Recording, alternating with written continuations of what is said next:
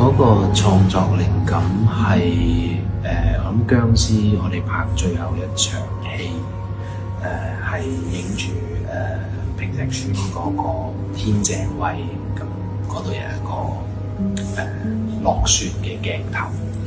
咁我唔知呢個係咪一個伏筆啦？我覺得當其時覺得如果我有呢個下一個機會可以拍一套好凍嘅電影咁，我諗嗰個鏡頭係一個伏筆。咁直至到殭屍嘅第一個電影節就係威尼斯電影節。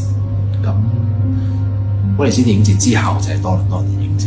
咁我去到多倫多嘅時候就 jet lag 就瞓唔到覺。咁因為當其時其實要拍，反而拍殭屍嘅續集反而係來得容易好多。